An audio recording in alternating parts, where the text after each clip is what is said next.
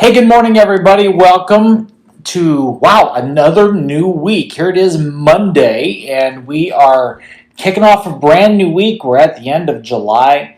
The summer's starting to wrap up. It's hard to believe, but I thank you for joining me for another edition of 5 Minutes with Phil. Now, I want to tell you what we're doing this week, okay? This week, we're going to stay in one chapter in the Bible, okay? And we're going to pull out 5 verses from Psalm chapter 25. Psalm chapter 25. And in this psalm, David is kind of going through a difficult time. He's going through a time of, it sure seems like there's some heaviness going on in his life. There's some kind of a crisis going on. But something's happening that's causing him to pray this prayer. And the whole prayer is about 25 verses long or so. But we're just going to take a look at 5 of those verses. And what I want to do, I want us to take a look at the moments that we go through some difficult, heavy, trying times in our lives. And I think the Bible has a lot to say about that, and certainly this chapter says a lot. So let's kick it off today, okay? Today, we're going to take a look at verse 15. Verse 15 of Psalm chapter 25. And in the New International Version, which is the version I've chosen for us this week, here's what it says. It says, "My eyes are ever on the Lord." Now that's a key phrase today. My eyes are ever on the Lord, for only He will release my feet from the snare. My eyes are ever on the Lord. Now, when we go through difficulty or when we go through crisis or when life gets messy or life gets heavy, I think a big question to ask ourselves is this: where are my eyes focused on? What am I focusing my attention on?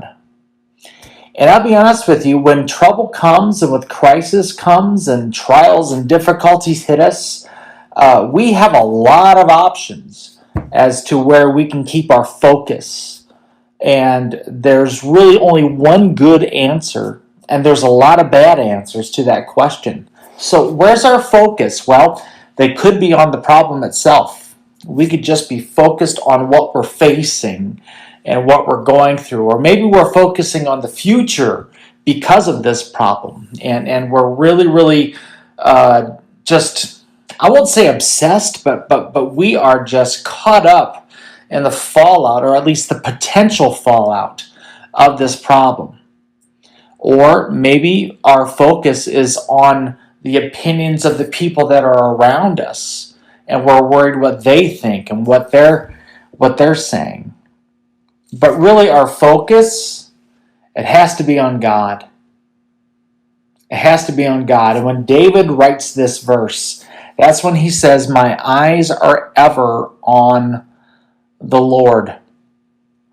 We got to keep our focus on Jesus. There'll be times that we might be distracted, and I'm not telling you that you need to ignore your problem. That would be kind of silly, really. But what I am saying is that our full attention, or most of our attention, our focus, what we devote our being to in the midst of difficulty, that has to be on Jesus.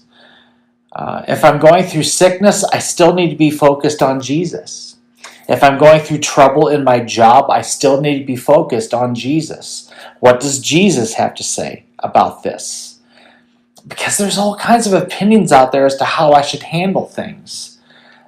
Everyone's going to have an opinion. People are going to give me their wisdom as to how I should deal with stuff. But what does God have to say about what I'm facing? What does Jesus say?